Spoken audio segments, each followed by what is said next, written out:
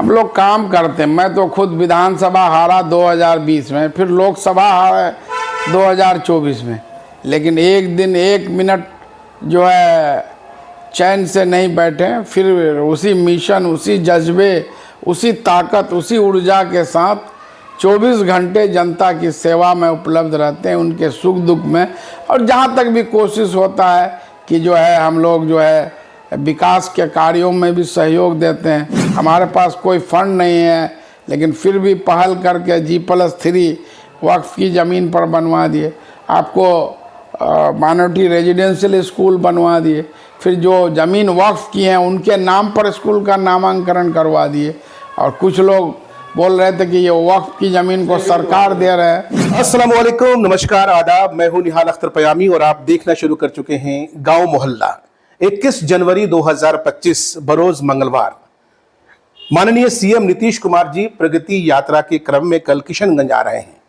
और किशनगंज आने को लेकर के क्या उनका मोटिव है, क्या उद्देश्य है, किन किन जगहों का दौरा करेंगे, किशनगंज के लिए क्या सौगात दिया जाएगा, ये तमाम तर चीजें हम जानेंगे। हमारे साथ इस वक्त मौजूद हैं माननीय पूर्व विधायक और सांसद प्रत्याशी मास्टर मुजाहिद आलम साहब। उनसे समझना चाहेंगे कि नीतीश कुमार का ये दौरा किशनगंज के लोगों के लिए कितना कारगर साबित होने वाला है। ऐसा कि आप सभी को मालूम है, माननीय मुख्यमंत्री श्री नीतीश कुमार पिछले कुछ दिनों से बिहार के विभिन्न जिलों का प्रगति यात्रा के तहत दौरा कर रहे हैं और वहां जाकर के वहां की समस्याओं से रूबरू होते हैं और फिर जो है हर जिले को कुछ न कुछ बड़ी सौगात दे रहे हैं। इसी क्रम में 21 जनवरी रोज़ मंगलवार हमारे बिहार के विकास पुरुष माननीय मुख्यमंत्री श्री नीतीश कुमार किशनगंज की धरती पर तशरीफ़ ला रहे हैं। पूरे कार्यकर्ता, पूरी जनता, जनप्रतिनिधि सभी लोग उनका हृदय गति से स्वागत के लिए तैयार है कि माननीय मुख्यमंत्री निश्चित रूप से किशनगंज के लिए कुछ बड़ा सौगात देकर जाएंगे। पर ये दौरा सरकारी दौरा है, इसलिए प्रशासनिक स्तर पर पूरी तैयारी की जा रही है और हम लोग पार्टी के स्तर से भी जो है जगह जगह जाकर जो समस्याएं आ रही हैं उसको जो है प्रशासन तक ले जाकर उन समस्याओं को हल करने का कोशिश करते हैं। कल जो आएंगे इस ज़िले की कई महत्वपूर्ण बड़ी बड़ी समस्याएं हैं, जिसमें से एक जो है किशनगंज ज़िले के कोचाधामन बहादुरगंज प्रखंड में कनकई नदी के बीच में असूरा और निशंदरा घाट में कनकई नदी पर पुल निर्माण की मांग, उसी तरह मटियारी में पुल निर्माण की मांग बरसों से की जा रही है। मेरे द्वारा 2018 में, 2019 में, 2020 में, उसके बाद लगातार। फिर जो है शीतल नगर एक झील है जो 66 एकड़ में फैला हुआ है, NH 327E पर जो अवस्थित है।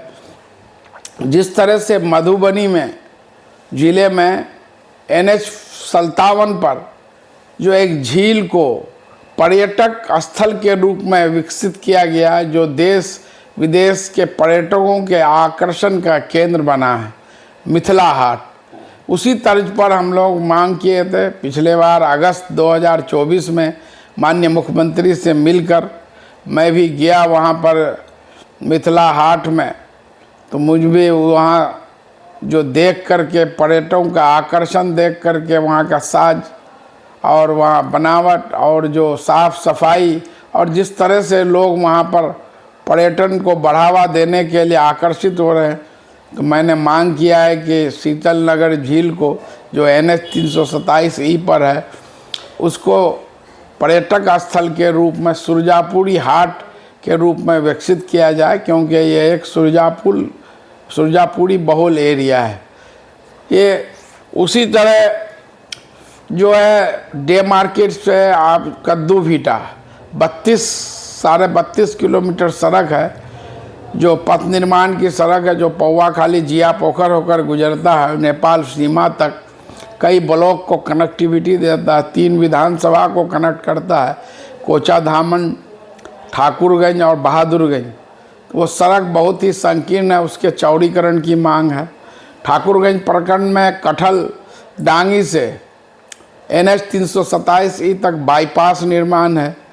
जो किशनगंज ठाकुरगंज पथ में जो तैयबपुर खरना के बीच जो रेलवे का ब्रिज है, वो मैंने 100 साल लोग बता रहे हैं कि पुराना है और बहुत ही संकीर्ण है, जिस कारण जाम की समस्या रहती है। उस संबंध में भी हम लोगों ने मांग पत्र सौंपा है और फिर कल समीक्षा बैठक सहित मांग पत्र सौंपेंगे। इसके अलावा जो ठाकुरगंज नगर पंचायत को रेलवे लाइन 2 भाग में बैठता है, जिसके कारण लोगों को जाम की समस्या रहती है। तो एक ROB रेलवे ओवर ब्रिज का भी मांग है। ठाकुरगंज और बहादुरगंज को अनुमंडल के मांग सहित 5 प्रखंड, नए प्रखंड हजरतनगर, कन्हैयाबाड़ी, हल्दीखोरा, बिशनपुर, पौवाखाली, छतरगाछ, पहाड़कट्टा और 2 अनुमंडल बहादुरगंज और ठाकुरगंज। ये बहुत पूर्व से मंत्रिमंडल समिति जो सरकार का है उसके अधीन विचाराधीन है, तो वो भी मांग है कि इसको पूरा किया जाए। सुरजापुरी मुस्लिम बिरादरी को राज्य सरकार के अन्य पिछड़ी जाति की सूची में लाया जाए और केंद्र सरकार के OBC के लिस्ट में शामिल करने हेतु बिहार सरकार इसकी पहल करे। यहाँ पर B.Ed कॉलेज की मांग, लॉ कॉलेज की मांग और डिग्री कॉलेज यहाँ पर कम है, क्योंकि एक ही अनुमंडल है, जबकि अभी सरकार के नीति निर्धारण में जो उसको रखा गया कि प्रत्येक अनुमंडल में एक डिग्री कॉलेज और एक जिला एक अनुमंडल होने के नाते यहाँ कम डिग्री कॉलेज है, जबकि हर पंचायतों में +2 हाई स्कूल है। बड़ी तादाद में लड़के लड़कियाँ +2 पास कर रहे हैं, लेकिन डिग्री आगे की पढ़ाई उनका बाधित हो रहा है, इसलिए और डिग्री कॉलेज की मांग है। तो इसके अलावा जो आपका कोचा धामन में महानंदा पुल है, उसका पश्चिमी उत्तरी तटबंध से कद्दूबाड़ी पाटकोई जो पथ निर्माण का सड़क है, वहाँ तक बांध नहीं रहने के कारण हर साल महानंदा का पानी उसका पाटकोई और डेरामारी के बड़े भाग को तबाह करता है।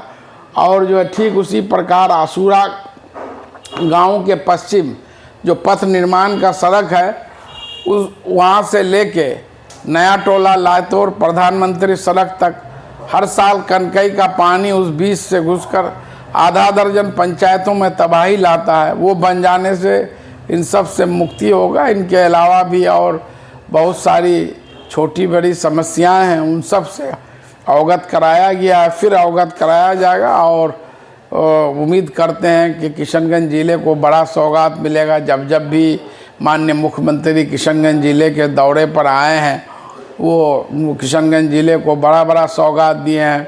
पूर्व में भी 2013 में सेवा यात्रा में आए थे और वो घोषणा किए थे कृषि कॉलेज स्थापना का अर्राबाड़ी में, जो डॉक्टर कलाम कृषि कॉलेज जो है, वेटनरी कॉलेज, फिशरी कॉलेज आज बनकर हज़ारों करोड़ की लागत से बनकर तैयार है। उसी प्रकार AMU किशनगंज सेंटर है, NMCG national mission for clean Ganga में निर्माण कार्य पर रोक लगा हुआ है। तो हमारी मांग होगी कि NMCG से पहल करके जो है निर्माण कार्य पर रोक हटाया जाए और UGC से यहाँ पर जो 29 टीचिंग और 19 नॉन टीचिंग पद सृजित हैं, इनको जो है स्वीकृति प्रदान किया जाए, ताकि जो लोगों का एक सपना है कि AMU Kishanganj centre full fledge university बने, वो पूरा हो। और पिछले बार जो है समाधान यात्रा में 4 फरवरी 2023 को नीतीश जी आए। मैं मांग किया था कि माइनॉरिटी रेजिडेंशियल स्कूल में फुट ओवर ब्रिज, जिसका माननीय मुख्यमंत्री कल शिलान्यास कर रहे हैं, उसी प्रकार मार्केटिंग कम्प्लेक्स का मांग किया गया था। 4 करोड़ 72 लाख की लागत से भव्य मार्केटिंग कम्प्लेक्स का भी शिलान्यास होगा। यहाँ पर 80 लाख की लागत से जो G+3 भवन का चार दीवारी, मट्टी भराई और पेवर ब्लॉक का भी काम जो है युद्ध स्तर पर चल रहा है। तो हर दौरे में किशनगंज को बड़ा सौगात मिला है और इस बार मैं उम्मीद करता हूं और हम लोगों की कोशिश है कि नीतीश जी कोई बड़ा सौगात जो है इस ज़िले को देंगे। नीतीश जी जो है वोट की परवाह नहीं करते हैं, वोटर्स की परवाह करते हैं, चिंता करते हैं। यहाँ पर उनका कोई विधायक नहीं है, सांसद नहीं है, कुछ भी नहीं है, लेकिन फिर भी किशनगंज ज़िले के लिए जो है कोई भी कमी नहीं कर रहे हैं।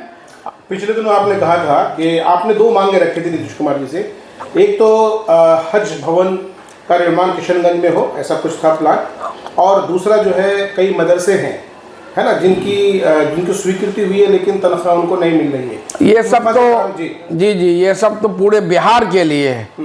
ये सब तो पूर्व में मिल के दे हूँ 2459 प्लस 1 कैटेगरी के 1646 मदरसे प्लस 339 प्लस 2 कैटेगरी के जो मदरसे हैं, जो बचे हुए मदरसे हैं, उनको अनुदान की श्रेणी में लाना और जो है अस्थाई चेयरमैन का मनोनयन बिहार मदरसा शिक्षा बोर्ड में पदस्थापना करना, ये सब तो बिहार लेवल की मांग है। इनके लिए मैं पूर्व में ही मिलके हमारे जिला में आ रहे हैं, तो जिले से संबंधित ये सब समस्याएं हैं जिनका मांग पर हज भवन के लिए बात चल रही थी। तो मैंने ऑफर किया है, मांग किया है विभाग से, अल्पसंख्यक कल्याण विभाग से, कि किशनगंज जिले में बनाया जाए। अगर ज़मीन नहीं उपलब्ध होगा सरकारी शहर में, तो मैं डेरामारी मुजावारी में अल्पसंख्यक